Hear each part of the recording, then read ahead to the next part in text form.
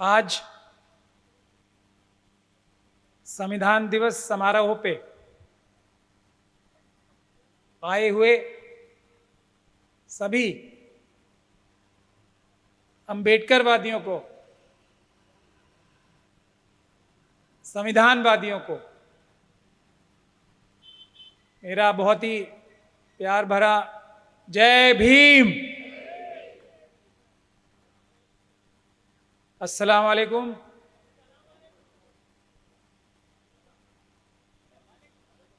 वालेकुम सलाम। शुक्रिया शुक्रिया, बहुत बहुत शुक्रिया। तो सबसे पहले तो आज के आयोजकों का मैं तहे दिल से शुक्रिया अदा करना चाहता हूं कि मुझे ये मौका दिया।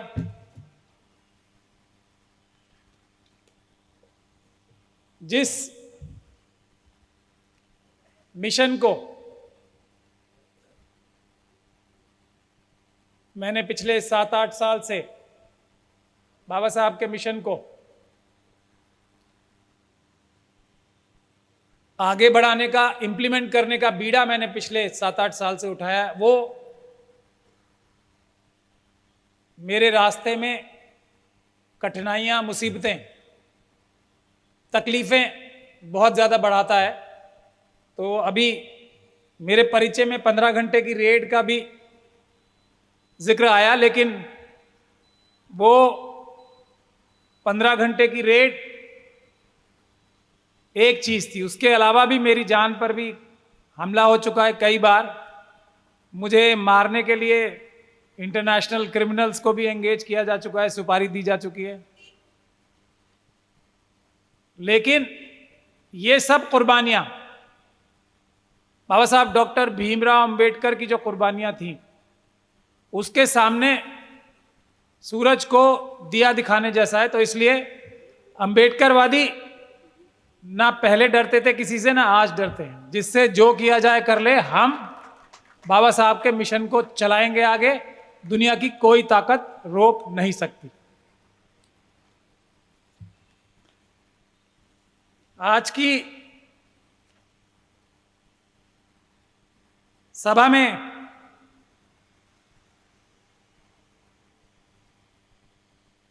मौजूद अध्यक्ष महोदय मेश्राम साहब,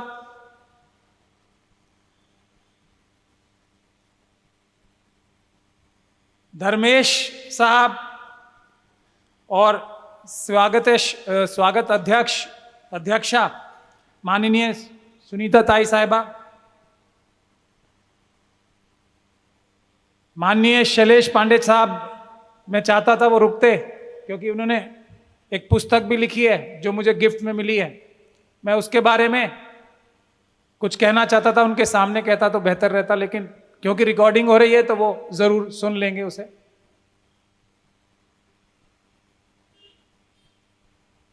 और आज के सारे समस्त आयोजक गण, बहुत बहुत मुबारकबाद, बहुत बहुत धन्यवाद। और उससे भी महत्वपूर्ण, आप सभी अंबेडकरवादी जो संडे के दिन अपना टाइम निकालकर आए हैं, उसके लिए बहुत बहुत धन्यवाद। निश्चित रूप से ये देश आपकी ये उपस्थिति, और अगर इतने लोग ही अंबेडकरवाद का मिशन, हमारे संविधान का मिशन अपने हाथ में ले लें, तो सिर्फ थोड़ा टाइम लगा के तो पूरा महाराष्ट्र जो है अंबेडकरमय हो जाएगा। इतने लोग ही, लेकिन आप लोगों को मिशन के तौर पे लेना पड़ेगा। और अगर थोड़ा टाइम और दें, इतने लोग ही, तो पूरा भारत अंबेडकरमय हो जाएगा। और मैं भारत अफगानिस्तान से लेके श्रीलंका तक मानता हूं। अशोक का भारत है। मनुवादी मानसिकता का भारत छोटा है, अशोक का भारत, बुद्ध का भारत, बाबा साहब डॉक्टर भीमराव अंबेडकर का भारत बड़ा है, बहुत बड़ा।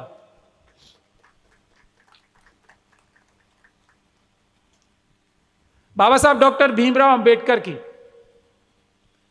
बहुत सारी खूबियों में से एक सबसे बड़ी खूबी जो मुझे सबसे ज्यादा पसंद है, वो ये थी कि वो बहुत ही फोकस्ड व्यक्ति थे, प्रॉब्लम को समझते थे और उसका उनकी सटीकता उनका सबसे बड़ा गुण था। और उसका सटीक समस्या को समझते थे और उसका सटीक सॉल्यूशन या उसका हल, उसका इलाज देते थे। उनके जो बहुत बड़े बड़े महत्वपूर्ण कार्य हैं जो हमें कहानियों के तौर पे याद है, उनमें सब में एक मैसेज है, और वो मैसेज ये है कि हजारों साल से इस देश में दो ही वाद हैं, जिसका लेटेस्ट वर्जन जो है अंबेडकर साहब के आने के बाद, मनुवाद एक तरफ, अंबेडकरवाद दूसरी तरफ। इससे पहले कबीर पंथ था, इससे पहले लिंगायत धर्म आया, उससे पहले सिखिज्म आया, उससे पहले इस्लाम धर्म आया, क्रिश्चियनिटी आई, बुद्धिज्म आया, जैनिज्म आया।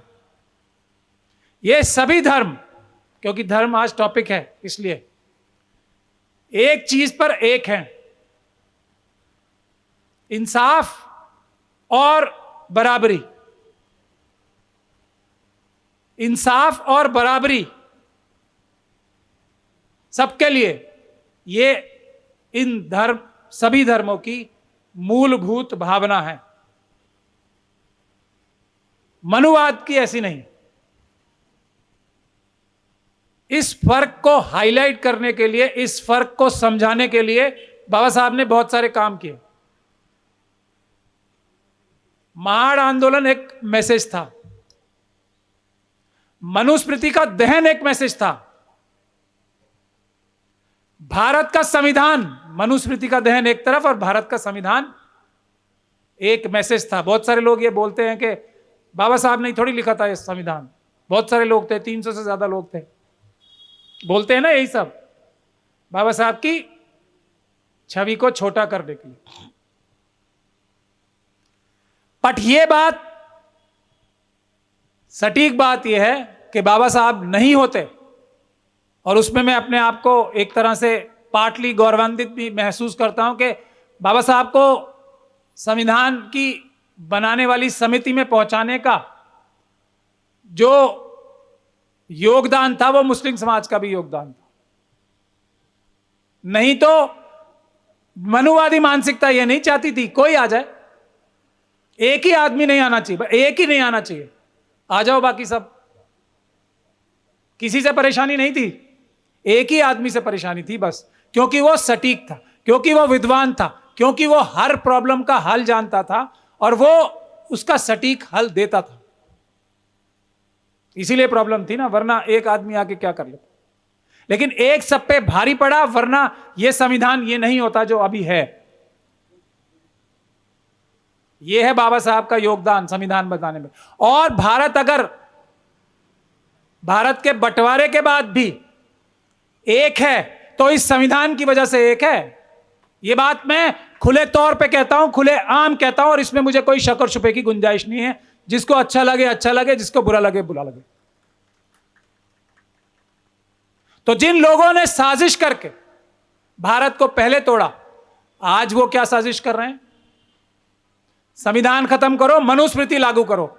मैसेज देख लीजिए, मैसेज 1927 में मनुस्मृति दहन और संविधान का गठन, उसको उल्टा करने का मैसेज मनुवादी मानसिकता कर रही है। इतनी सी बात है बस।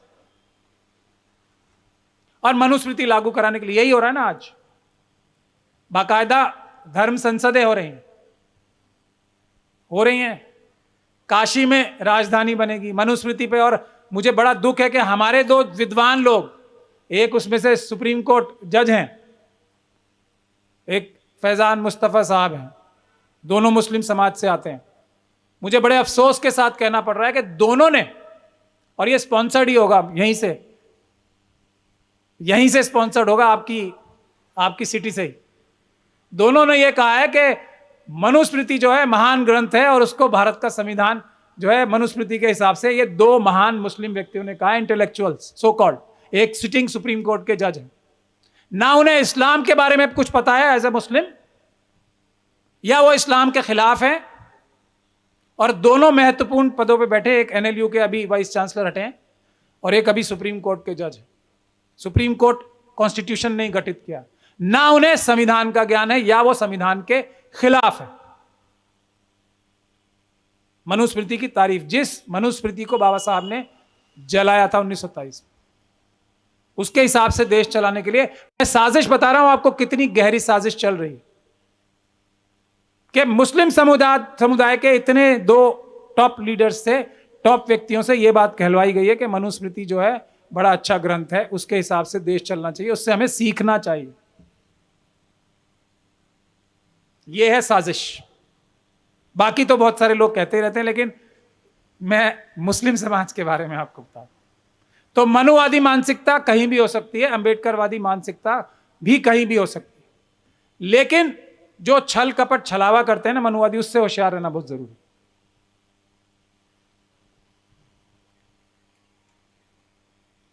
तो बाबा साहब ने जो ये संविधान बनाया, फोकस्ड है ये भी। अब 1934 को हम सब याद कर लेते हैं, और 1934 के उप में मुझे ये गिफ्ट दी गई है यहां पे, 1934 से ही मुझे याद आ गया। ये गिफ्ट अशोक कुमार पांडे साहब की लिखी हुई, मुझे यहां बाबा साहब की याद में एक अंबेडकरवादी को, संविधान दिवस पे एक अंबेडकरवादी को मुझे ये किताब गिफ्ट में मिली है। मैं बहुत आयोजकों का धन्यवाद भी करता हूं, और अशोक कुमार पांडे साहब का भी बहुत धन्यवाद करता हूं। यह है उसने गांधी को क्यों मारा। तो यह शायद मुझे इसलिए दी गई है कि मैं बाबा साहब की कठिनाइयों पे भी कुछ रोशनी डालूं, और इसको भी थोड़ा बहुत इस पे भी बोलूं। मैं क्या बोलूंगा, बाबा साहब ने ही बोला था एक बात तो 1954 में, दैट गांधी इज नो महात्मा। बोला था ना बाबा साहब ने बीबीसी के इंटरव्यू में, महात्मा नहीं है गांधी जी, बोला था ना। हम लोग तो अंबेडकरवादी हैं, हम ये मानते हैं कि जिसने संविधान बनाया, जिसने देश को इकट्ठा रखने के लिए डॉक्यूमेंट बनाया, जो हमारे देश की रूह है, आत्मा है, भारत का राष्ट्रपिता अगर कोई हो सकता है तो बाबा साहब डॉक्टर भीमराव अंबेडकर ही हो सकते हैं। हमारा तो ये मानना है। कुछ लोगों का नहीं है, उससे कोई फर्क नहीं पड़ता। 90% लोग तो अंबेडकरवादी हैं देश में, आज नहीं तो कल असली राष्ट्रपिता तो डिक्लेयर होना ही है। इसमें मुझे कोई शक और शुबे की गुंजाइश नहीं है। It is only a matter of time. हम लोगों ने सुप्रीम कोर्ट में दरखास्त दे रखी है, देख लीजिए आप लोग, कि बाबा साहब की मूर्ति लगनी चाहिए सुप्रीम कोर्ट में। जिस सुप्रीम कोर्ट की एग्जिस्टेंस, जिसकी ताकत बाबा साहब ने संविधान से दी है, और इस तरह से दी है कि इतना मजबूत, आज भी इन मुश्किल हालात में भी सुप्रीम कोर्ट मजबूत है, तो उनकी मूर्ति लगाने के लिए हमें दरखास्त देनी पड़ रही है। गांधी जी की है वहां, है। तो लेकिन लगेगी बाबा साहब की, और सबसे बड़ी मूर्ति सुप्रीम कोर्ट में अगर किसी की लगेगी तो बाबा साहब डॉक्टर भीमराव अंबेडकर की होगी। मुझे इसमें भी कोई शक और शुबे की गुंजाइश नहीं। इस देश का आरबीआई का गठन करने वाला फाइनेंशियल विजर्ड, देश को इंसाफ और बराबरी की फाइनेंशियल नीति देने वाला कौन है? बाबा साहब डॉक्टर भीमराव अंबेडकर। और नोटों पे फोटो किसकी लगी हुई है? उनका क्या लेना देना? आरबीआई से उनका क्या लेना देना? तो बाबा साहब की फोटो लगेगी और बाबा साहब की ही लगेगी। लॉजिकली बात है ना। कौन फाइनेंशियल विजर्ड था? बाबा साहब। गांधी जी तो नहीं थे।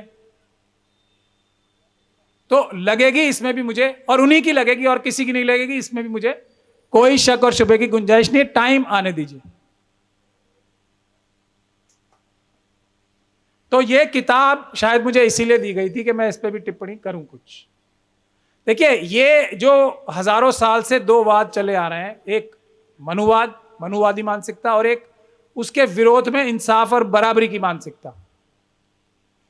अब जैसे कि अंबेडकरवादी भी बहुत तरह तरह के हैं ना, हम लोग, हमारे में भी आपस में स्ट्रैटेजी का, तरीके का डिफरेंस है। उसी तरीके से मनुवादी भी बहुत सारे हैं, तरह तरह के हैं, उनमें आपस में भी लड़ाई होती है, हम में भी आपस में लड़ाई होती है, हम में तो कुछ ज्यादा ही होती है, उनमें इतने समझदारी होने के बावजूद भी लड़ाई होती है। तो एक थ्योरी ये भी है कि ये जो गांधी जी की हत्या की गई, और इनकी किताब में से भी मैं एक बार एक जगह पढ़ रहा था कि पुलिस जो है गांधी जी के ऊपर उससे पहले भी हमले हो रहे थे, सो रही थी। ये इन्हीं की किताब में 143, अभी पूरी तो नहीं पढ़ पाया इतनी जल्दी जो स्पीड रीडिंग की मैंने, 143 पेज पर है कि सुस्त चौकीदार और चौकस हत्यारे, कि दिल्ली पुलिस जो है सो रही थी, उनके ऊपर पहले भी हमले होते रहे थे, साजिश पहले से चल रही थी। तो मनुवादियों के मानसिकता में भी दो विचारधाराएं हो सकती हैं। और यह भी मुझे पता है कि सरकमसिजन कराई थी नाथूराम गोडसे ने, तो आज भी आप देख रहे हैं वो फॉर्मूला तो चल रहा है, मुस्लिम का भेष बना के आतंकवाद की घटनाएं की जाती हैं ताकि मुसलमानों के प्रति नफरत फैलाई जा सके। तो ये फॉर्मूला तो वही पुराना चला आ रहा है ना। तो इसके एक थ्योरी ये भी हो सकती है, अगर मैं किताब लिखता तो मैं कुछ और किताब लिखता।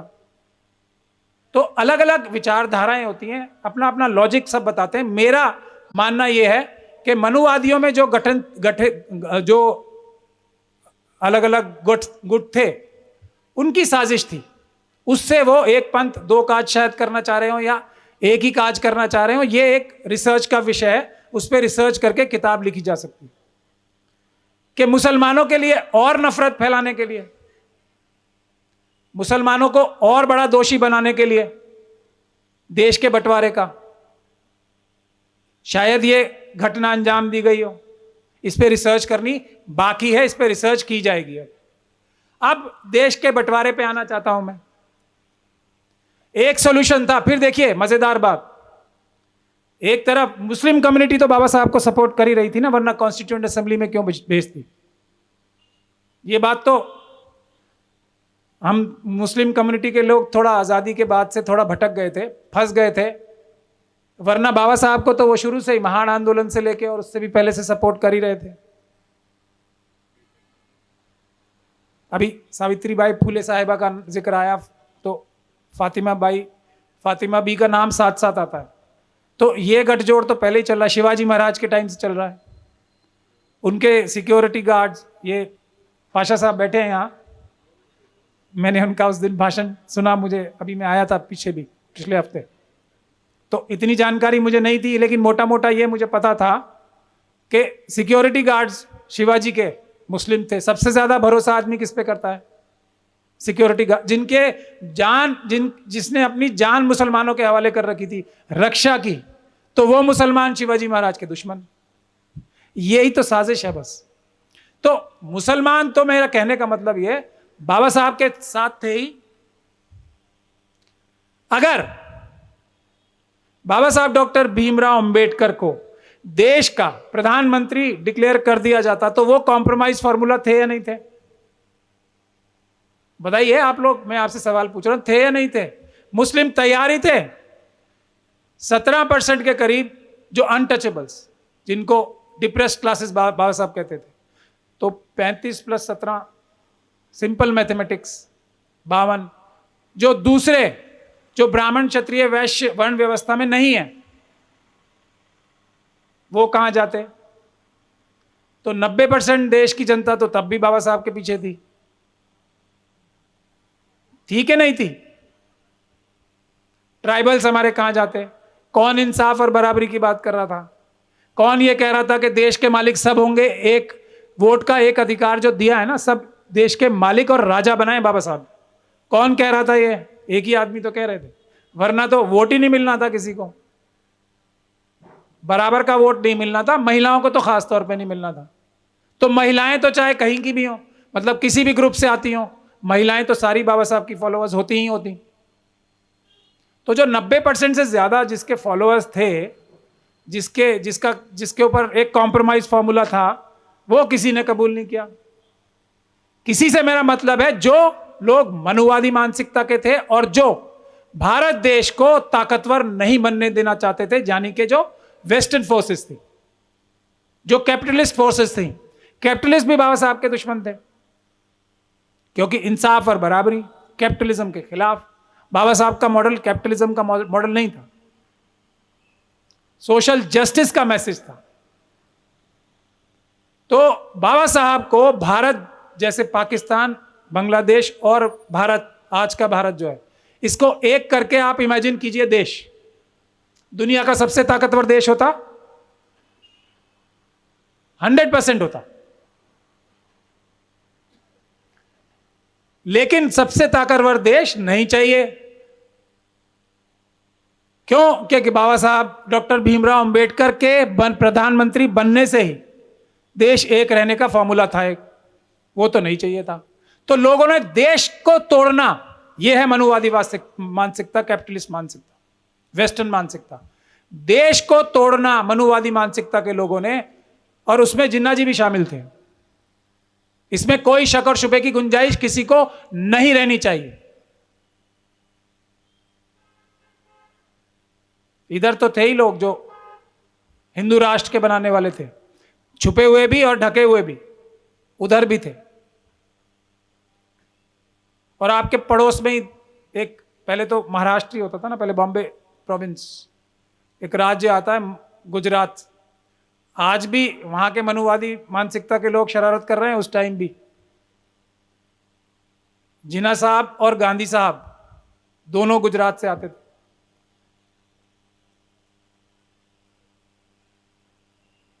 आते थे, नहीं आते थे? अभी उनका लेटेस्ट एग्जाम्पल, अभी वो हमारे दुनिया में नहीं रहे, अहमद पटेल साहब। मैं लोगों को देता था जब तक वो जिंदा है, कि वही जोड़ी है ये, वही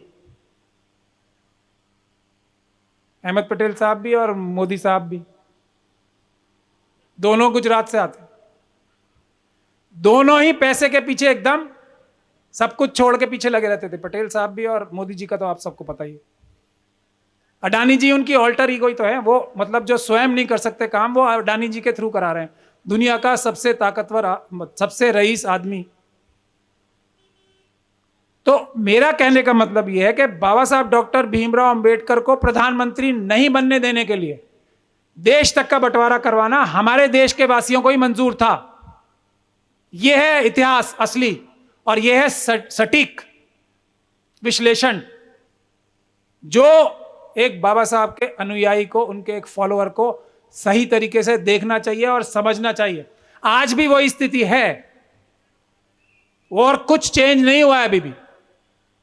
आज अंबेडकरवादियों को अगर सत्ता मिल जाएगी तो ये देश भी दुनिया का सबसे ताकतवर देश हो जाएगा, इसमें कोई शक। और एक ये रिजर्वेशन जिसको कहा जाता है ना, मैं अपने मूल मुद्दे पे आ जाऊं, जो रिजर्वेशन का इतना बड़ा ताना और उल्हाना दिया जाता है हम सब लोगों को, बाबा साहब का ओरिजिनल फॉर्मूला तो ये नहीं था। सेपरेट इलेक्टोरेट था ना, तो किस सो कॉल्ड, जिनको बाबा साहब कहते थे ही इज नो महात्मा, किसने सेपरेट इलेक्टोरेट के खिलाफ खुलेआम, मतलब कोई शर्म लिहाज भी होता है ना कुछ, खुलेआम विरोध किसने किया? The one who was not a Mahatma, in the words of Baba Saheb doctor Bhimrao Ambedkar. वरना इतनी मुश्किलें नहीं होती। तो ये बाबा साहब की संविधान बनाते टाइम मुश्किलें थी, आप और हम अंदाजा नहीं लगा सकते। हमें उनकी जो देखने में मुसीबतें नजर आती है ना, कि अकेले बैठ के एक टाइपराइटर पे बनाया, लिखा, ये नजर आती हैं, लेकिन जो सिस्टमैटिक साजिश थी इतनी बड़ी देश को कमजोर करने के लिए, मनुवाद को दोबारा लागू कराने के लिए, मनुस्मृति को दोबारा लागू कराने के लिए, बाबा साहब ने किस मुसीबतें झेल के, अपनी कितने दिमाग लगा के, अपनी कितनी मेहनत करके, अपने मुट्ठी भर साथियों के द्वारा यह संविधान लाया है। और वो ये संविधान भी दुनिया के सबसे बेहतरीन संविधानों में से एक है। तो उस आदमी की ब्रिलियंस ये समझनी चाहिए।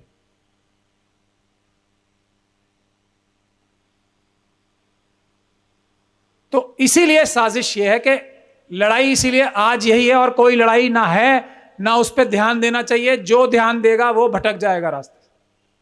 मनुवाद वर्सेस अंबेडकरवाद कुछ और देश में चल ही नहीं रहा है, कोई और वाद नहीं है, बाकी सब भटकाने का जरिया है।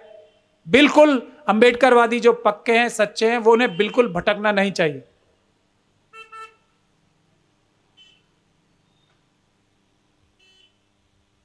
तो और सबसे ज्यादा मुसलमानों से इतना खतरा नहीं है मनुवादियों को, बिल्कुल नहीं है। अंबेडकर वाद से खतरा है, और इसीलिए जुल्म और ज्यादती शेड्यूल कास्ट शेड्यूल ट्राइब पे आज भी मुसलमानों से कहीं ज्यादा हो रही है। नजर नहीं आती क्योंकि मुसलमानों की ज्यादती, मुसलमानों के ऊपर अत्याचार करके इलेक्टोरल फायदा, मतलब चुनावी फायदा भी होता है, इसलिए उसका प्रचार ज्यादा होता है, इकट्ठा करने के लिए भी और इलेक्शन में फायदा उठाने के लिए भी प्रचार ज्यादा हो रहा है। आज भी जुल्म और ज्यादती शेड्यूल कास्ट और शेड्यूल ट्राइब पे मुसलमानों से कहीं ज्यादा हो रही। तो मोदी जी का मैं एक तो धन्यवाद अदा करना ही चाहूंगा। अब चाहे उनसे गलती हो गई या उनकी मजबूरी है, आपके शहर से निर्देश होंगे ये बोलने की कि हिंदुओं को ईडब्ल्यूएस के माध्यम से उन्होंने रिजर्वेशन दे दिया, यानी कि हिंदू की डेफिनेशन जो हम लोग बहुत समझाते थे या समझाते हैं, या जो क्लैरिटी नहीं थी उसे क्लैरिफाई कर दिया। ये ईडब्ल्यूएस का रिजर्वेशन प्रधानमंत्री जी कह रहे हैं, जिस पे सुप्रीम कोर्ट ने मोहर लगाई है, ये हिंदुओं का रिजर्वेशन है। तो ये डेफिनेशन बनाने के लिए बहुत अच्छा काम हुआ है। हालांकि इसमें 2.5% कम है अभी। बाबा साहब एक अंबेडकरवादी होने की हैसियत से मैं ये कहूंगा कि 2.5% इसमें करीब कम है, लेकिन डेफिनेशन क्लियर हो गई है आज। जो इसमें ईडब्ल्यूएस में अप्लाई कर सकता है वही हिंदू है बस, क्योंकि ये हिंदुओं के फायदे के लिए, हिंदुओं के लिए रिजर्वेशन मिली है। अब इसमें कौन कौन अप्लाई कर सकता है ये सब जाके टेस्ट कर लें।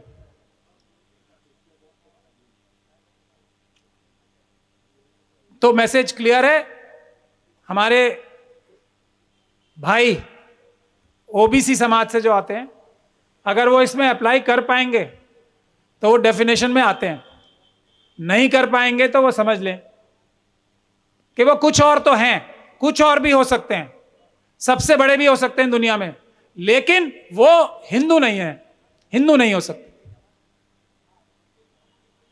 सबसे ताकतवर, सबसे बहादुर, सबसे इंटेलिजेंट, सब कुछ हो सकते हैं, लेकिन मनुवादी मानसिकता के हिसाब से वो हिंदू नहीं हो सकते, क्योंकि ईडब्ल्यूएस में वो अप्लाई ही नहीं कर सकते। सिर्फ जो क्रीमी लेयर को एक एग्जेम्पशन है उसमें,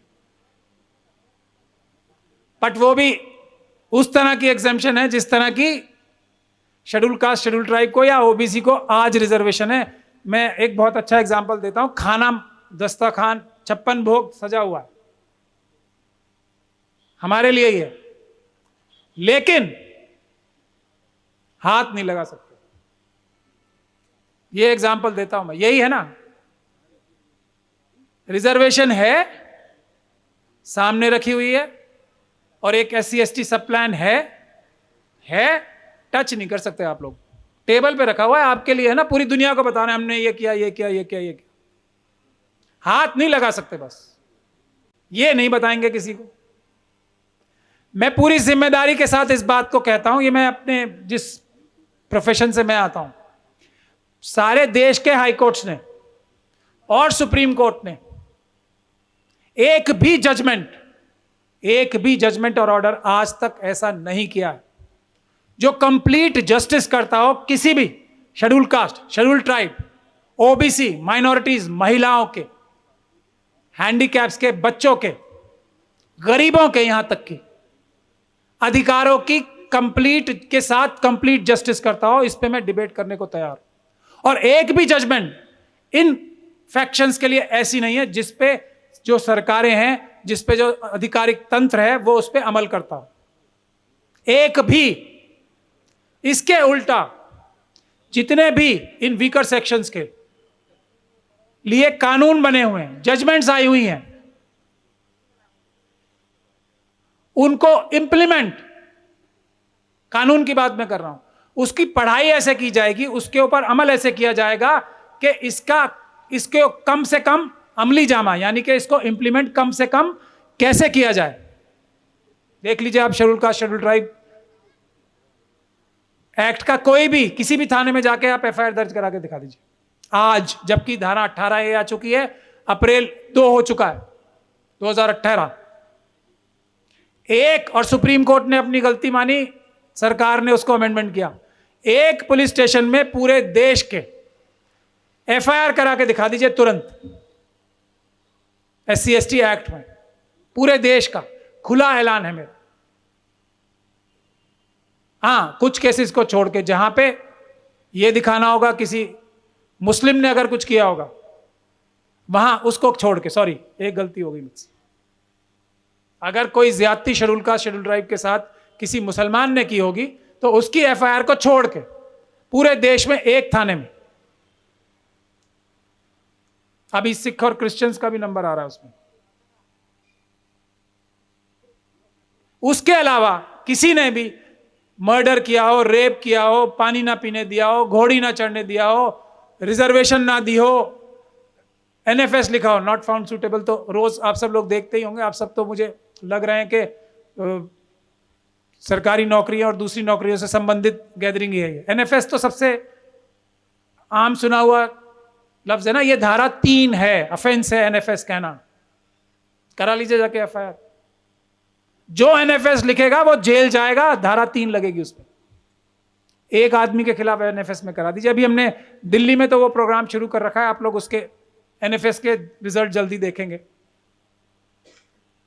NFS लिखना ही SC/ST एक्ट में अपराध है। अब आप देख लीजिए, रोज लिखा जाता है ना NFS, कोई भी चले जाओ किसी इंटरव्यू में, तो रिजर्वेशन है, टच नहीं करने देंगे।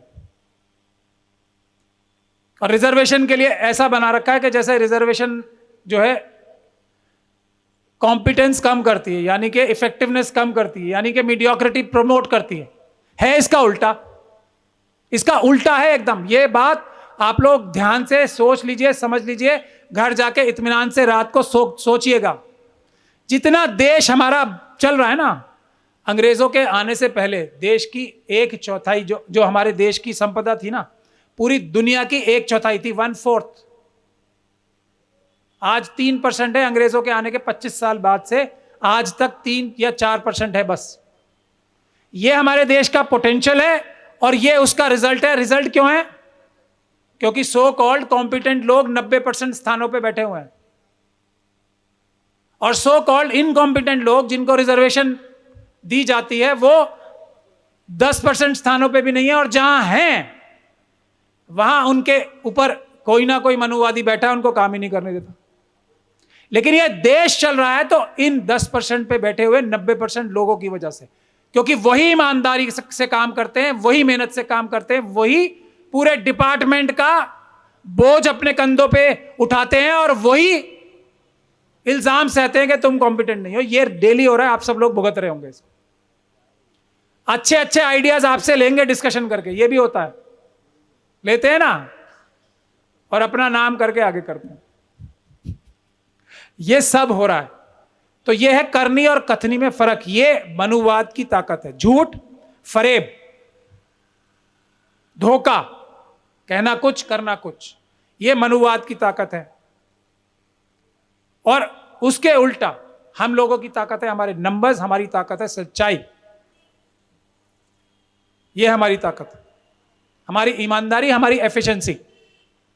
अंबेडकरवादियों की इन दोनों के बीच में लड़ाई है। जीतेगा कौन? आप लोग बताओ। आज आप लोग आए हो, लेट आए हैं बहुत सारे लोग। इससे महत्वपूर्ण कार्य क्या कोई और हो सकता है जो आप अभी लोग आए हो? इससे ही सशक्तिकरण होगा। अच्छा, एक लॉन्ग टर्म और शॉर्ट टर्म गोल भी होता है। हमें इस तरह की जो गैदरिंग्स होती है ना, उसमें हमें अपने जाती फायदा, अपने परिवार का फायदा भी हो सकता है, लेकिन शायद आप लोग करते भी होंगे, नहीं करते तो मेरा सजेशन है, यहां इन फंक्शंस में आके शॉर्ट टर्म गेन, जो इमीडिएट गेन है ना, वो भी है बहुत बड़ा, और वो है नेटवर्किंग का। नेटवर्किंग करते हैं आप लोग आके? कि कौन व्यक्ति कहां पर बैठा है, किस जगह पर बैठा है, वो दूसरे हमारे अंबेडकरवादी के किस काम आ सकता है। ये गैदरिंग्स एक तो मिशन के लिए बहुत जरूरी है, दूसरा ये गैदरिंग्स बहुत जरूरी है नेटवर्किंग के लिए, जिससे हमारी रोजमर्रा की जिंदगी में बहुत बहुत लाभ और फायदा हो सकता है। उसके ऊपर भी आप लोग आज से ही कुछ शुरुआत करके देखें। हम एक दूसरे की मदद कर सकते हैं ना, कि कोई डिमांड और सप्लाई के अलग अलग हिस्सों में लोग यहां बैठे होंगे, एक दूसरे को बहुत ज्यादा फायदा पहुंचाने वाले लोग इसी कमरे में, इसी प्रांगण में बैठे हैं। तो इसका नेटवर्किंग एक बहुत बड़ा कॉन्सेप्ट है, उसको भी आप लोग इस्तेमाल किया करें। इसीलिए भी आपको हर एक ऐसे फंक्शन में आना चाहिए, क्योंकि यहां आपसे चाहने वाले, आपकी विचारधारा वाले लोग, आपके प्यार करने वाले लोग यहां मौजूद हैं। उनसे एक दूसरे से फायदा उठाइए अपनी निजी जिंदगी में। यह भी मैं गुजारिश करना चाहता हूं आपसे। अब मैं लास्ट में, क्योंकि कोई भी विषय ऐसा नहीं होता, खासतौर पे संविधान के सिर्फ 25 से 30 तक मैं धाराएं बता के अपनी बात खत्म कर देता, क्योंकि परिपेक्ष नहीं होगा तो चीज ना मैं समझा पाऊंगा, ना आप लोग समझ पाएंगे शायद, क्योंकि जब मैं समझा ही नहीं पाऊंगा तो आप समझेंगे क्या। अब इसमें भी बाबा साहब भीमराव अंबेडकर की सटीकता देखिए, कितने ज़हीन आदमी थे वो हमारे देश में, और इसी से सबसे ज्यादा मनुवादी परेशान है। यही दीक्षा भूमि है ना, संविधान बना, संविधान ने क्या कहा, बाबा साहब ने क्या संविधान में रखा। एक व्यवस्था है जो ये कहती है कि ना तो मैं तुम्हें खाने दूंगा, ना तुम्हें पढ़ने दूंगा, ना तुम्हें प्रॉपर्टी रखने दूंगा, ना तुम्हें कपड़े पहनने दूंगा महिलाओं के लिए, और तुम्हें मेरे साथ रहना है और मेरे गुणगान करने हैं, और दिल में नहीं मुंह पे से तो कम से कम ये कहना ही है कि अगर आपकी सेवा करते करते मेरा देहांत भी हो जाए, मैं मर भी जाऊं, तो मेरा अगला जन्म सफल हो जाएगा। यही है ना मनुवाद, ये कहना है और इसमें रहना भी है। कौन रहेगा भाई, कोई रहेगा? रहे हजारों साल तक लोग डंडे से, खुशी खुशी कोई नहीं रहेगा, रह ही नहीं सकता। पिटाई खाने के लिए मैं चल के क्यों जाऊंगा, दूर से चल के जाऊं जी मुझे पीटो। मैंने जो घर में थोड़ा बहुत खाना बना रखा है वो छीन लो, चल के जाऊंगा देने, कौन जाएगा? कोई नहीं जाता।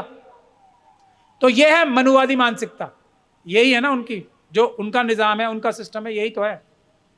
सबका माल हमारा, बाकी सब सेवा करने के लिए पैदा हुए हैं किसी ना किसी रूप में। इस व्यवस्था के लिए को कोई वॉलंटरीली कौन मानेगा, कौन उस पर अमल करेगा? या तो डंडे से कर सकता है, या कोई ऐसा बड़ा सम्मोहन करके, धोखाधड़ी करके करवा सकता है। क्योंकि आज भी आप देख ही रहे हैं ना, आज के जमाने में देख लीजिए, बड़े बड़े फ्रॉड और चीटर्स पड़े हैं, लोगों को धोखा देके उनसे पैसे हड़प लेते हैं, हड़प लेते हैं ना। हम तो क्रिमिनल वकालत भी करते हैं तो देखते हैं चीटर्स को। चीटर का सबसे बड़ा जो फॉर्मूला, ताकत होती है, वो सामने वाले को का विश्वास प्राप्त करके उसको धोखा देना ही तो होती है। तो डंडे से या धोखा देके ही तो कोई इस प्रकार की व्यवस्था में वॉलंटियर खुद जाएगा? वैसे तो नहीं जाएगा कोई। तो रखने का जो बाबा साहब ने कहा ना, मैं पैदा तो हुआ हूं, वो मेरे हाथ में नहीं था हिंदू, लेकिन मैं मरूंगा नहीं, तो उसके पीछे यही मूलभूत भावना थी। वरना क्या, अगर कोई अच्छाई हो, कोई मुझे सुकून हो किसी जगह पे, तो मैं खुद चल के जाऊंगा, दूर दूर जाऊंगा। तो अब ये देश को एक रखने के लिए भी जरूरी है। अब अगर आप डंडे से मारपीट के लोगों को बंद करोगे एक कमरे में, तो कब तक रिवोल्ट नहीं करेंगे? देश कमजोर होगा नहीं होगा इससे? देश की मजबूती के लिए जरूरी था कि सभी लोगों को हर प्रकार की आजादी हो। 19 जो धारा से शुरू होती है 21 तक, अनुच्छेद 19, आर्टिकल 19 to 21, सब चीजों का जो अधिकार है। और उससे भी पहले धारा जो अनुच्छेद 14 है, आर्टिकल 14, बराबरी, हर तरह की बराबरी, वही है मूलभूत संविधान की जो असली रूह है, वो 14 है बाबा साहब की दी हुई। सब बराबर हैं, हर चीज में बराबर है, सोचने में, खाने में, पीने में, कुछ भी करने के लिए, जब तक कि वो अपराध ना हो, सबको बराबरी, खुली छूट है सबको। तो 25 से 31 भी जो 30 तक जो आता है वो इसी से आता है। सबको अधिकार है कि अगर कहीं पिटाई हो रही है तो रोज खुशी खुशी जाके पिटो नहीं, कोई दूसरा रास्ता देखो। ये बड़ी सोच थी मजहबी आजादी, धार्मिक स्वतंत्रता देने की बाबा साहब की। नहीं तो देश कमजोर होगा, बगावत होगी। ये कैसा सिस्टम है? सिस्टम के खिलाफ ही बगावत होगी। मनुवाद के खिलाफ बगावत कब से होती आ रही है, वो बगावत होगी और देश कमजोर होगा। तो उस बगावत को रोकने के लिए इंसाफ और बराबरी भारत के संविधान ने दी है, उसी का यह हिस्सा है। उसी की वजह दीक्षा भूमि में लाखों लोगों ने, और बाबा साहब की बुद्ध धर्म ग्रहण करने की जो सोच मुझे समझ में आती है, वो अशोक सम्राट के समय से आती है। अशोक सम्राट के राज्य में, क्योंकि जो बुनियादी प्रिंसिपल्स हैं बुद्धिज्म के भी, इंसाफ और बराबरी है, उसकी वजह से भारत जो है वो अफगानिस्तान से भी पार ईरान तक पहुंच गया था, और इधर थाईलैंड और उससे भी आगे, इंसाफ और बराबरी के कॉन्सेप्ट से। और कोई जादू नहीं है, यही जादू है बस। तो उसको फिर जिस तरीके से साजिश करके उनके वंशजों को खत्म किया गया और दोबारा मनुस्मृति की मानसिकता दोबारा लागू की गई देश में, तो ये एक बड़ी वजह थी मेरे समझ से बाबा साहब की बुद्धिज्म को ग्रहण करने की। तो और उसी पे ये सारा संविधान बेस्ड है सारा। तो और सबसे बड़ा खतरा भी ये जो 22 प्रतिज्ञाएं लेने की आजादी है ना, ये भी तो संविधान से आती है। मेरी मर्जी है, मैं, ये है भारत का संविधान कि कोई अकेला व्यक्ति भी अपना धर्म बना सकता है और उसका प्रचार कर सकता है, अकेला व्यक्ति भी। मनुवादियों के लिए भी ये आजादी इसी धर्म में, इसी संविधान में है कि वो अपना मनुवाद प्रोपोगेट करें, बताएं लोगों के कि आओ हमारी सेवा करो, ये हमारा इतना अच्छा कार्य है कि आपको हम पढ़ने नहीं देंगे, हमको लिखने नहीं देंगे, हम आपको वोट नहीं देने देंगे, हम आपको खाना नहीं खाने देंगे, आपकी सब प्रॉपर्टी ले लेंगे, आओ हमारा धर्म ज्वाइन करो, हमारी सेवा करो, ये हमारा धर्म। ये उनको पूरी आजादी है। और अब अगर आज के दौर में हमारा बस चलेगा तो तुम्हारी किडनी और लीवर भी ले लेंगे, एक किडनी और आधा लीवर, वो तुम्हारे लिए बहुत अच्छी बात है। ये प्रोपोगेट करने की उनको पूरी आजादी है, पूरी छूट है। जैसे बुद्ध धर्म की प्रोपोगेट करने की या उसके बारे में बताने की, लोगों को आह्वान करने की पूरी आजादी है। दूसरे धर्मों की पूरी आजादी है, उनको भी पूरी आजादी है। बोले ना भाई हम कब मना कर रहे हैं। इतना अच्छा भारत का संविधान है, इस प्रकार की मानसिकता को भी पूरी आजादी दे रखी है। अब कोई खुशी खुशी जाके कहना चाहता है जी मेरे को बुरी लग रही है 2 किडनियां, आप ले लो, उसको पूरी आजादी है, वो ज्वाइन करे। और मेरा लीवर भी जरा कितना काम आता है मेरे, मैं तो शराब भी नहीं पीता तो ज्यादा काम नहीं है मेरे, आप ले लो आधा लीवर भी। और आजकल तो आंखें भी चल रहा है, साइंस बड़ी तरक्की कर रहा है। तो पूरी छूट है किसी को भी मनुवादी मानसिकता के पास भी जाके बोले जी आओ मेरी किडनी लो, मेरी आंखें लो, मेरे सब कुछ ले लो मेरे। और उसके बाद कहीं खेत वेत में काम भी कराना हो तो मैं वो काम भी करने को तैयार हूं। ये पूरी आजादी है, ये है अच्छा हमारा संविधान। लेकिन जबरदस्ती नहीं कर सकते। अब आज के माहौल में ये कहा जा रहा है, पहले तो मुस्लिम धर्म पे ये आरोप लगता था कि जी देश में धर्मांतरण मुसलमान करा रहे हैं, क्रिश्चियंस करा रहे हैं। अब उन सबसे ज्यादा और असली खतरा जो मनुवाद को है वो तो अब आ रहा है ना सामने, मतलब खुल के आ रहा है। वैसे भी मुझे मेरी जानकारी के हिसाब से तो बुद्धिज्म इस देश में उन नंबरों से जो सेंसस दिखाते हैं उससे कई कई कई गुना ज्यादा है मेरी समझ से, मेरी जो समझ है। लेकिन अब वो खुल के सामने आ रहा है। तो असली खतरा तो किससे था? अशोक से था तब। असली खतरा अब किससे है? बाबा साहब से है। तो मनुवाद की जितनी चालें हैं और बाबा साहब ने जितना उनको एंटिसिपेट करके देखा था, उसमें धर्म जो है ना, एक सबसे महत्वपूर्ण हिस्सा बाबा साहब समझते थे। इसीलिए ये सब आजादियां धर्म के लिए दी हैं, डेमोक्रेसी को प्रोटेक्ट करने के लिए। ये महत्वपूर्ण है और यही मेरा विषय भी है शायद। देश की स्वतंत्रता को, देश की अखंडता को, देश की डेमोक्रेसी को प्रोटेक्ट करने के लिए धार्मिक आजादी सबसे महत्वपूर्ण है। क्योंकि बुद्धिज्म जैसे धर्म, दूसरे और धर्म, वो इस जुल्म की मानसिकता को रोकने के लिए और हमारे देश के वासियों को, जो डिप्रेस्ड क्लासेस हैं, जो ऑप्रेस्ड क्लासेस हैं, जो लोग प्रताड़ित हैं, जो लोग पीड़ित हैं, उनके लिए एक सुरक्षा की जगह है, उनके लिए एक ठंडी हवाएं आने की जगह है। अगर वो नहीं देंगे तो लोग बगावत करेंगे और देश टूटेगा और कमजोर होगा। यह बाबा साहब की सोच थी। इसीलिए धार्मिक आजादी, किसी भी धर्म को मानने की और किसी भी धर्म का प्रचार करने की आजादी, उतनी आजादी जरूरी है जितनी आर्टिकल 19। बाबा साहब ने धर्म के महत्व को बहुत डिटेल में लिखा और बोला है। इसके बारे में, इंसानी जिंदगी के बारे में धर्म का क्या महत्व है। इसीलिए धार्मिक आजादी को प्रोटेक्ट करना सबकी जिम्मेदारी है, और खास तौर पे उन लोगों की जो मनुवादी मानसिकता में खुशी खुशी नहीं जाना चाहते। और यह सबसे बड़ा सेफगार्ड है हमारी देश की एकता और अखंडता को बरकरार रखने के लिए, देश को मजबूत करने के लिए, देश के असली मेहनती लोग, समझदार लोग, इंटेलिजेंट लोग, उनको देश की सेवा करने के लिए, इस्तेमाल करने के लिए सबसे बड़ी जरूरत, महत्वपूर्ण चीज अगर कोई है तो वो धार्मिक आजादी है।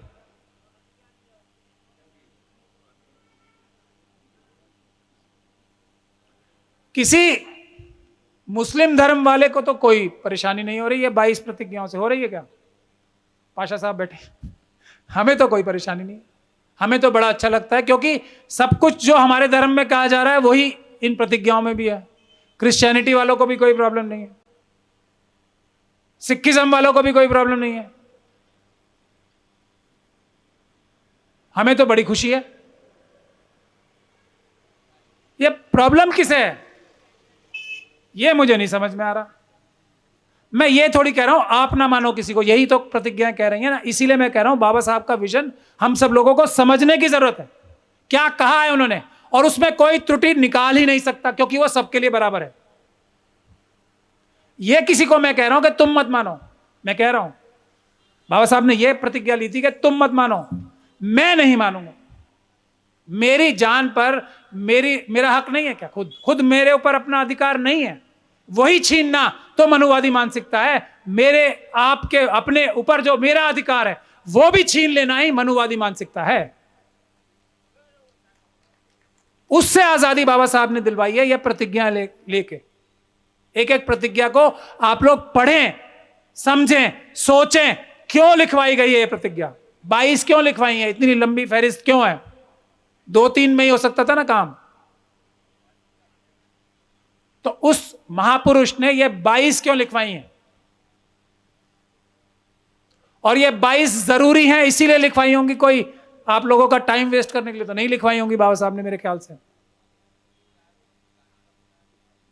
तो मेरा यह मानना है कि अब ताकत सुनिए।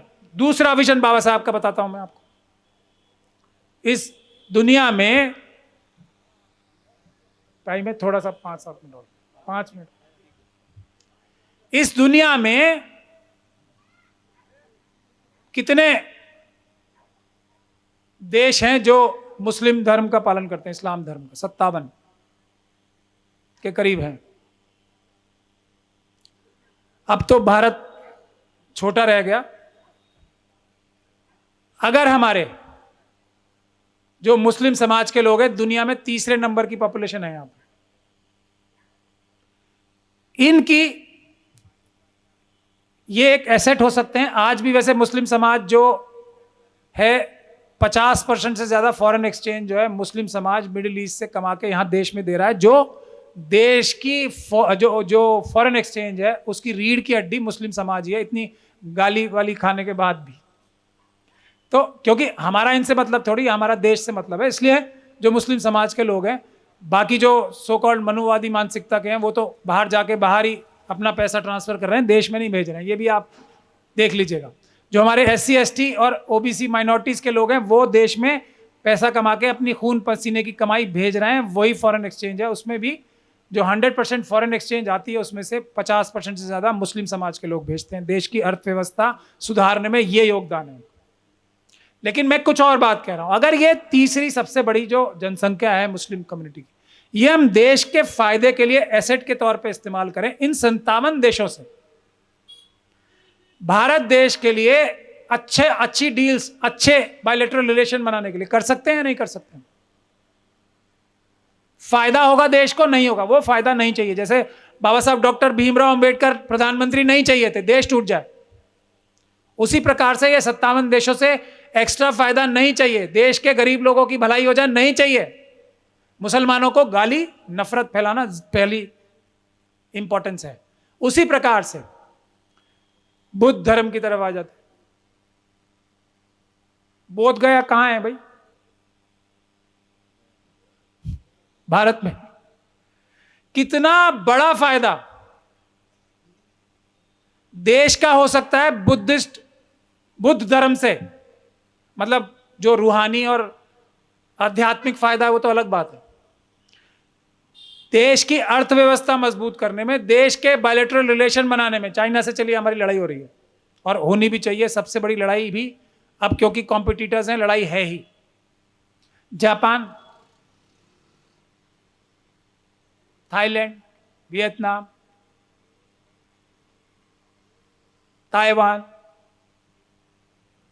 कितने देश हैं ये, कितने। जापान, आप समझते हैं जापान क्या देश है?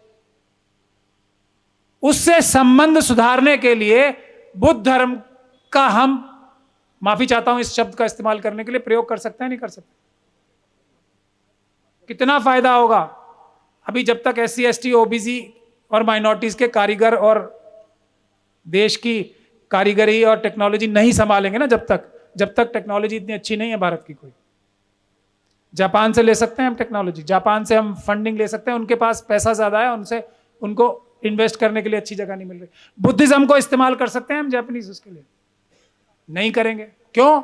बुद्धिज्म को तो हमें गाली देनी है।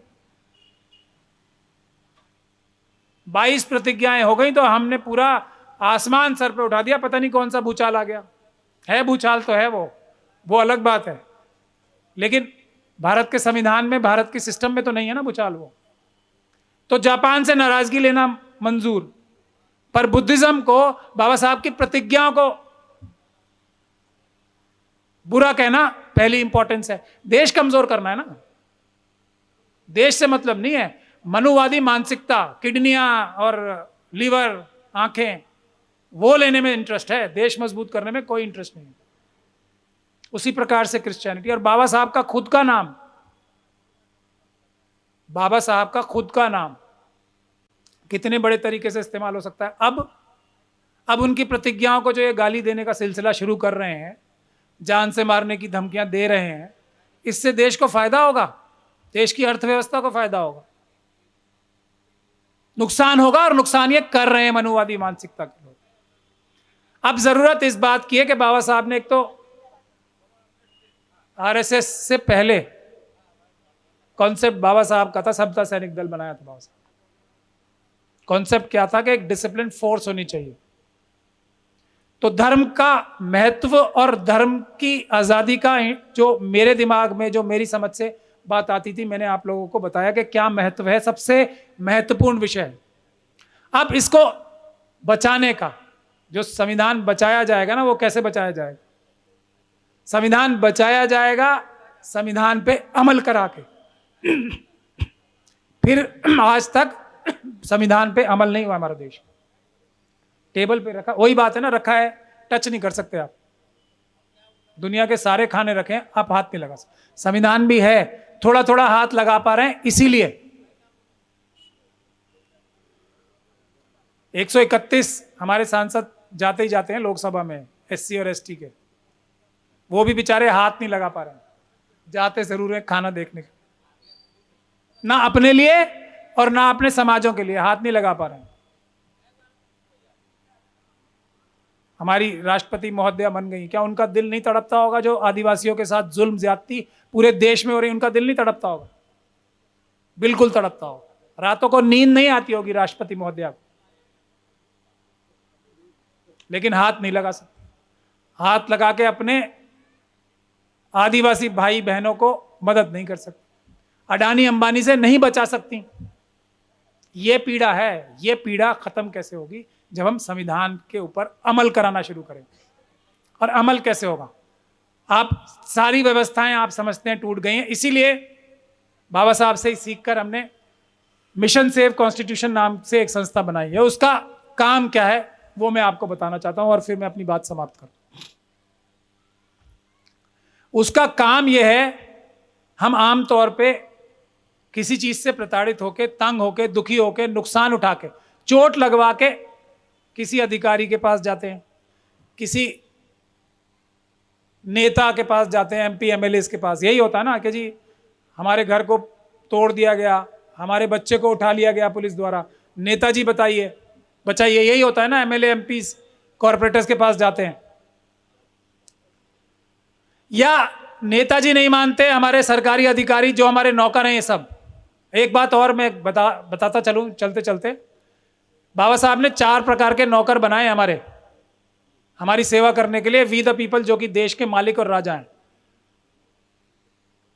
जो MP MLAs इलेक्टेड रिप्रेजेंटेटिव्स हमारे नौकर, ये जो ब्यूरोक्रेसी और पुलिस और ये सब सरकारी तंत्र जो है हमारा नौकर। नौकर शब्द का ही प्रयोग करना जरूरी है, समझ में आसानी से आती है। जुडिशरी, सुप्रीम कोर्ट के चीफ जस्टिस से लेके एक मुंसिफ अदालत में बैठे सारे जजेस हमारे और आपके नौकर, जनता के। किसी को कोई शक और शुबा है तो वो मेरे ऊपर केस करेगा, किया नहीं है मैं तो हमेशा ये कहता हूं। प्रधानमंत्री हमारे नौकर हैं, चीफ मिनिस्टर नौकर, ये सब तो है ही नौकर। प्रेस हमारी नौकर, ईमानदार प्रेस जो है। ये 4 प्रकार के नौकर हमारी सेवा के लिए बनाए ना बाबा साहब ने, वो मालिक बन बैठे हैं। उनको वापस नौकर बनाने का काम बगैर किसी, देखिए अल्टीमेट सोल्यूशन तो इलेक्शन लड़के सत्ता में आना है, वो बाबा साहब वाली इलेक्शन जो रिप्रेजेंटेटिव डेमोक्रेसी है, अपने आप अपना चुन के आदमी भेज पाने की क्षमता, या इस सिस्टम में जो कि प्लान बी है बाबा साहब का, ये संविधान अपनी सरकार ला पाना, जो SC ST OBC और माइनॉरिटीज की होगी, अंबेडकरवादियों की होगी, वो तो फाइनल सोल्यूशन है जब सबके साथ न्याय होगा। मनुवादियों के साथ भी होगा। मैंने कहा ना शुरू में 10% दिया है, 2.5% कम है अभी। 2.5% जैसे ही अंबेडकरवादी सरकार आएगी, उनके घरों के दरवाजे नॉक करके उनके घर दिए जाएंगे, लेकिन बाकी 87.5% की तरफ आंख उठा के नहीं देखने दिया जाएगा। वो बाकी 87.5% में बटेगा। यह है हमारा अंबेडकरवादियों का न्याय।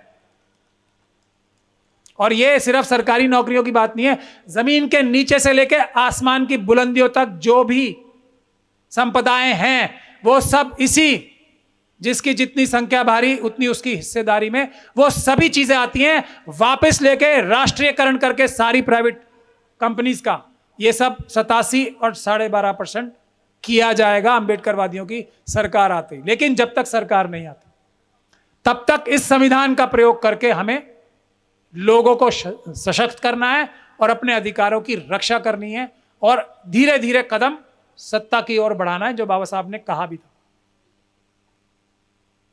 तो इसमें यह है कि हम लोग ये कर रहे हैं कोशिश के हम एक लॉयर्स और जो सोशल मीडिया के एक्टिविस्ट हैं, जो ये सोशल मीडिया चैनल चलाते हैं, वो और जो क्षेत्र के, डिस्ट्रिक्ट के, ब्लॉक के, गांव के लोग जो हैं मजबूत अंबेडकरवादी, वो हर एक जगह कमेटीज का गठन करें मिशन सेव कॉन्स्टिट्यूशन की। उसका राष्ट्रीय कन्वीनर मुझे बनाया गया है। ये लोग जब पुलिस तंग कर रही है, सरकारी अधिकारी तंग कर रहे हैं हमारे लोगों को घरों में घुस के, या आजकल तो ये रेडी पटरी वाले लगाते हैं ना, ये कानूनी तौर पे इनको हटा नहीं सकता कोई। सबसे ज्यादा परेशानी उनको आ रही है। उसमें भी सारे ज्यादातर लोग हमारे ही हैं, अंबेडकरवादी हैं सारे। तो उनकी जाके मौके पे मदद करना। और मदद क्या, कि जो सरकारी अधिकारी हैं वो कानून के हिसाब से काम करेंगे, डंडे से नहीं करेंगे, कानून तोड़ के नहीं करेंगे, उतना भर। तो मैं ये समझता हूं कि ये काम अगर हम जमीन पे जाके कर सके, अपने लोगों को, आदिवासी भाइयों को, जब पुलिस उनके साथ ज्यादती करती है, उनको घरों से मारपीट के निकालने के टाइम, क्योंकि किसी अडानी अंबानी ने उनकी जमीनें सरकार से धोखाधड़ी करके एक तरह से उनकी जमीनें हथियाने के लिए टेंडर छुड़वाएं, तब हमारी मिशन सेव कॉन्स्टिट्यूशन उस क्षेत्र की जो होगी वो जाके मौके पे मदद करेगी उनकी, और पुलिस अधिकारियों को और सरकारी अधिकारियों को इस बात के लिए बाध्य करेगी कि वो कानून और संविधान के हिसाब से काम करें, उससे बाहर जाके काम ना करें, जैसा हमने अपनी 15 घंटे की रेड में किया था। मैंने कोई कानून अपने हाथ में थोड़ी लिया था, सिर्फ बहादुरी के साथ, बिना डरे और जानकारी के साथ ये उनको मजबूर किया था, सिर्फ पुलिस वालों को, कि आप कानून का पालन करके जो आपका कानून हक देता है, ताकत देता है, वही करेंगे, उसके अलावा कुछ नहीं करेंगे। आप ताकत से मैं आपको नहीं ले जाने दूंगा, आप मुझे गोली मार सकते हैं, लेकिन ताकत से आपको नहीं करने दूंगा, संविधान और कानून से ही करने दूंगा। यही उन 15 घंटों में हुआ था, और वो कुछ नहीं ले जा पाए, क्योंकि उन्हें कानून तोड़ना होता है हमारे लोगों के खिलाफ। तो ये मॉडल हम रेप्लिकेट करना चाहते हैं, जो 15 घंटे तक हमारे ऑफिस में चला, हर एक घर में, हर एक हमारे अंबेडकरवादी भाई के साथ या बहन के साथ जो उसके साथ ज्यादती करते हैं अधिकारी। एक काम ये। दूसरा काम यह है कि जो एनएफएस और जो सरकार की दूसरी जो हमारी स्कीम्स है, SC/ST सब प्लान उसमें है, आज मैं उसमें तफसील से नहीं जा पाऊंगा, और जिसके हिसाब से जो स्कीम्स है सरकारी, जो schedule caste, schedule tribe, OBC और माइनॉरिटीज के लिए और दूसरे गरीबों के लिए, उसका सही इंप्लीमेंट कराने के लिए हमारी टीमें काम करेंगी। हमारे अभी सारे लोग आज भी खुशहाल हो सकते हैं। प्रॉब्लम यह है कि हमारे चुने हुए नेता ईमानदारी से काम नहीं कर रहे संविधान के हिसाब से, और जो हमारे दूसरे नौकर हैं, सरकारी अधिकारी, वो ईमानदारी से काम नहीं कर रहे। जहां जहां हमारे बच्चों के और बच्चियों के इंटरव्यू होंगे, वहां हमारी टीम जाके बाहर खड़ी होगी, इंटरव्यू के बाहर, ताकि एनएफएस ना हो सके। जहां जहां कोई अन्याय होगा उसके लिए धरने, प्रदर्शन, वो सबसे महत्वपूर्ण औजार बाबा साहब ने दिया हमें पीसफुल प्रोटेस्ट का। संगठित बनने के बाद जो आंदोलन करने की बात है वो पीसफुल प्रोटेस्ट, संविधान ने अधिकार दिया, आर्टिकल 19 से आता हो, उसका इस्तेमाल हम कम से कम कर रहे हैं। नेताओं को हम, अपने नेताओं के खिलाफ तो प्रोटेस्ट करना सबसे आसान है ना, MP MLAs के खिलाफ। पीसफुल प्रोटेस्ट भी करने का हम लोग करें, ताकि ये जो हमारी डिपेंडेंस, हमारे देश के मालिकों की, देश की जनता की डिपेंडेंस या निर्भरता संविधान के ऊपर रहे, किसी हमारे MP MLA सरकारी अधिकारी के ऊपर कम से कम हो। यही मिशन सेव कॉन्स्टिट्यूशन का एक गोल है। उसके लिए मैं चाहूंगा आप लोग सब हमारे साथ जुड़े भी। उसकी एक वेबसाइट है www.missionsafeconstitution.com, उसको भी आप ज्वाइन कर सकते हैं, या मेरे ऑफिस से, या आज के जो ये प्रोग्राम हो रहा है उसके आयोजकों से भी कांटेक्ट कर सकते हैं। तो यही सब गुजारिश मैं करने आपसे आया था। एक बार फिर आप सब लोगों का बहुत बहुत धन्यवाद करता हूं कि आप लोगों ने इतने ध्यान से, पेशेंटली मुझे सुना। उम्मीद ये करता हूं कि आप लोग एक नई ऊर्जा के साथ अंबेडकरवाद को बढ़ावा देंगे और देश की रक्षा करेंगे, देश को मजबूत करेंगे। हमारे देश के 90% जनता जो है, जो प्रताड़ित है, उसको मजबूत करने के लिए अपने रोज की दिनचर्या में से कम 10 से 15% टाइम निकालेंगे। बहुत बहुत धन्यवाद। जय भीम, जय भारत, जय संविधान।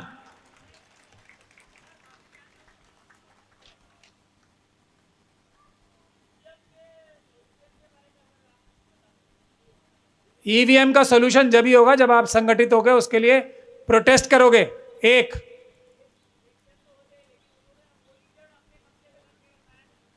कुछ नहीं होगा, आप लोग खड़े हो जाओ। ये सब 10 से 15% मैक्सिमम, 10 से 15% मैक्सिमम अभी गड़बड़ कर पा रहे हैं। ये उसका एक सोल्यूशन है कि 68 कैंडिडेट खड़े करो। उसके लिए भी वकीलों की जरूरत होगी। मिशन से सेल्फ, एक बात तो यह है कि जिस कॉन्स्टिट्यूएंसी में 68 कैंडिडेट खड़े होंगे उसमें ईवीएम चलेगा ही नहीं।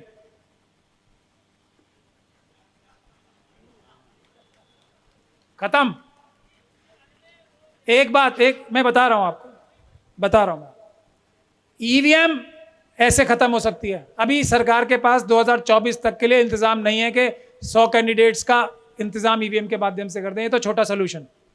अब वो क्या करते हैं कि हमारे कैंडिडेट्स जो हैं उनको आज अब आप जो भी चुनाव से संबंधित लोग हैं वो जानते होंगे कि रिटर्निंग ऑफिसर धड़ाधड़ कैंसिल करते हैं नॉमिनेशन। तो वकीलों की टीम, मिशन सेव कॉन्स्टिट्यूशन की टीम इस बात के लिए सभी लोगों की मदद करे, इंडिपेंडेंट खड़े हो, जो लोग खड़े होते हैं उनको खड़ा कराया जाए। उनका अधिकार है भाई, बाबा साहब ने दिया है इलेक्शन लड़ने का अधिकार। उनको 60-70 लोगों को भरा जाए, क्योंकि ये जो हमारी बड़ी बड़ी पार्टियां हैं ना, ये बड़े बड़े लोग हैं सारे, और बड़े लोगों की नजरें ऊपर रहती हैं, जमीन पे थोड़ी कम रहती हैं। वरना ये सोल्यूशन तो उनको भी पता है ना, इंडिपेंडेंट कैंडिडेट्स खड़े करवाएं, पेपर बैलेट से इलेक्शन होगा, ये एक तरीका है। दूसरा तरीका यह है प्रोटेस्ट करें आप जबरदस्त तरीके से इसके खिलाफ, क्योंकि सुप्रीम कोर्ट भी इस पे फैसला नहीं कर रही है। दुनिया में किसी बड़े देश में ईवीएम से चुनाव नहीं होते, तो उसके लिए भी अगर हम प्रोटेस्ट करेंगे तो ये सरकारें, जैसे आपने देखा ना 2 अप्रैल 2018 को क्या हुआ, सुप्रीम कोर्ट और सरकार ने दोनों बैकफुट पे गए ना, प्रोटेस्ट के माध्यम से पीसफुल प्रोटेस्ट किया। फिर जो मुसलमान महिलाओं ने, जो मनुवादियों की नज़र में सबसे कमज़ोर, एक तो मुसलमान और उसके बाद महिलाएं भी, उन्होंने भी आज तक एनआरसी का बिल पास हो गया, कानून बन गया, राष्ट्रपति जी ने उसको सहमति दे दी, रूल्स रेगुलेशन बन गए, इंप्लीमेंट हुआ। क्यों नहीं हुआ? Peaceful protest. लेटेस्ट एग्जाम्पल किसान आंदोलन, किसी 56 इंच वाले ने हाथ जोड़ के माफी मांगी। तो यह है दूसरा रास्ता। हमारा इलेक्शन है, हम मालिक हैं देश के, हम नहीं चाहते ईवीएम से, खत्म बात। लेकिन पीसफुल प्रोटेस्ट का क्या कॉन्सेप्ट है? आपके नौकरी तो हैं सब ये एमपी एमएलए जो जाते हैं वहां पे, क्या है, जब तक आपकी आवाज बन के ये बात कर रहे हैं असेंबली में और पार्लियामेंट में, जब तक तो आपने इनको अपनी आवाज दे रखी है, यही कॉन्सेप्ट है ना। जैसे ही इन्होंने अपनी मर्जी चलानी शुरू की आपको धोखा देके, जो कि बहुत बड़ा अपराध है, सबसे बड़ा अपराध है वो, तब आप अपनी आवाज वापस ले लेते हो। वापस कैसे लेते हो? पीसफुल प्रोटेस्ट के जरिए। के खासदार साहब कहते हैं ना यहाँ पे, आमदार और खासदार साहब, आपके पास ये बात कहने का अधिकार हमने छोड़ा नहीं है, वापस ले लिया, अब आप ये बात नहीं कह सकते। ये है पीसफुल प्रोटेस्ट। आपके ही तो स्पोक्स पर्सन है वो। तो ये बात आप अपने अपने एमपी एमएलए का घेराव करो, पॉलिटिकल पार्टीज का भी घेराव करो, तो ये ईवीएम का खत्म होगा। वरना कोर्ट से ये मुझे नहीं लगता होगा हो पाएगा। हम लोग पिटीशन डाल देंगे, अगर कोई बड़ा एजिटेशन शुरू होगा तो हम लोग डालेंगे। सुप्रीम कोर्ट को भी आसानी रहती है, अगर कोई ज्वलंत मुद्दा होता है तो सुप्रीम कोर्ट को फैसला करने में ज़्यादा सहूलियत रहती है, ऐसा मुझे लगता है। इससे ज़्यादा मैं अभी बोलना नहीं चाहूँगा सुप्रीम कोर्ट के बारे में कुछ भी। और आप लोग सब समझदार हैं, जानते हैं, अम्बेडकरवादी हैं। तो जय भारत, जय भीम, जय संविधान।